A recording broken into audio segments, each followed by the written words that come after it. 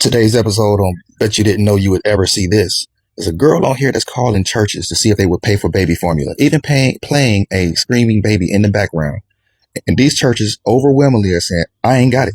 I don't have it. Go to the food bank, go to somewhere else. And it is just crazy to see that all these churches will not help anybody. One of them said, I only help my parishioners. If you go to this church, we'll help you. But if you don't go here, then you got to go somewhere else. Like, it's just, I'm not saying that they have to. I'm not saying they have to have these funds, but it's crazy to see that the places that we give our money to help, we can't go to receive any from. So what do y'all think about this?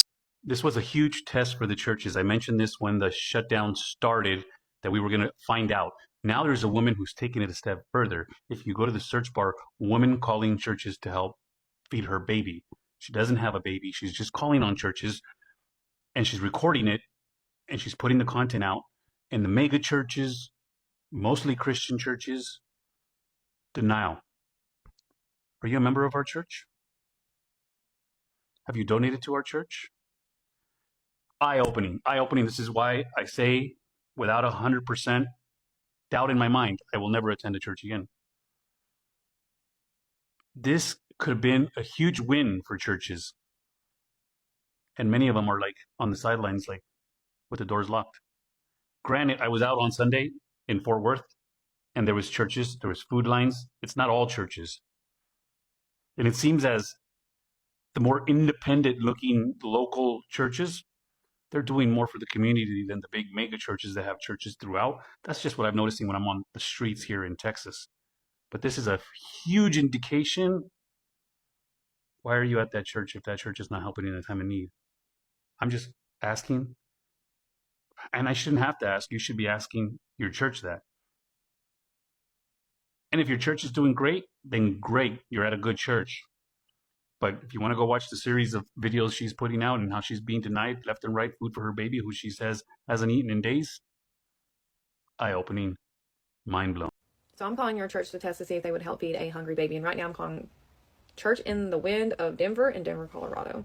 No clue what kind of name that is.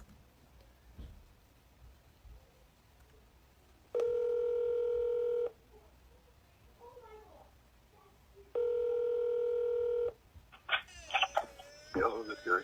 Hi, I was wanting to see if there's any way y'all could help with a can of formula for a baby. I have a 2-month-old and we've been out since last night, so I've been trying to call everywhere all day and nobody can help. Yeah, we're included in that, not because we want to be, but we've been struggling with a whole bunch of things since the Obama-Biden regime took over. I'm trying to think, have you called the company a little deal called Catholic Charities? Yeah. Did they have any recommendations? Yeah, I've been calling everywhere. Okay, well, all I can suggest, what part of town are you in? I'm like 10 minutes from you all. I'm sorry, where? I'm like 10 minutes from you all. Oh, good. So you're right up here off of 84th and I-25? Yeah, I'm like right close to you. I'm like 10 minutes. Let me call you back in a minute. I got to call my administrator and see if she has any ideas where you might be able to find some baby formula. I mean, I've done called everywhere. It wouldn't be something that y'all would be able to just to purchase. Yeah, I mean, y'all wouldn't be able to just to get it and me pick it up. Honey, I'm not in that area right now. I just know it because I'm out across town with somebody in the hospital.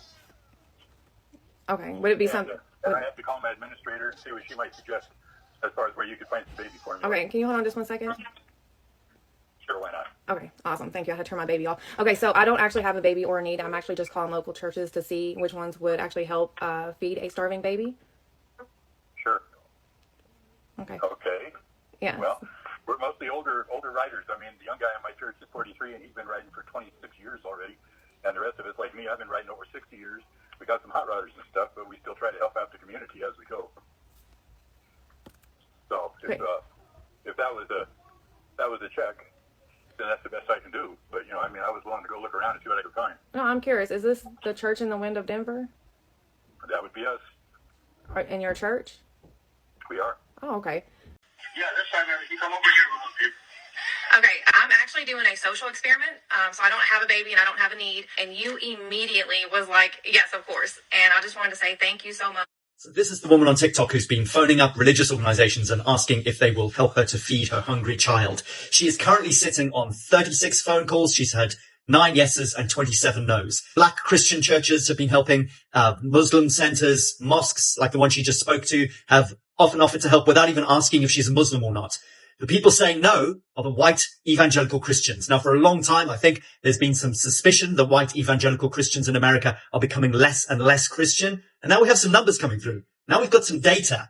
And it really made me think of this woman, No Nonsense Spirituality. She talks about how you can predict what kind of gods a society has by just looking at the way the society works. In other words, societies create gods to fit their needs rather than gods or religion influencing society.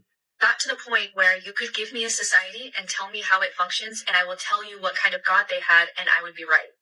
If your society was dependent on trade, you would have polytheistic tolerant gods. We're talking Hindu gods, Roman gods. They don't require a lot of people. So what do these numbers tell us about so-called Christians in America? Christians who are prepared to support the bombing of children in Gaza. Christians who will do nothing about children getting shot in schools. Christians who will not even feed their neighbor's hungry baby. Christians who are happy for their government to pull people off the streets and disappear them. Christians who berate gay people and poor people. What kind of Christianity is this? They won't even do the most basic thing that the Bible preaches, which is to help the poor. This is a religion that has been created by a society where people serve money instead of money serving people. America, sort your shit out. This is a fucking disgrace.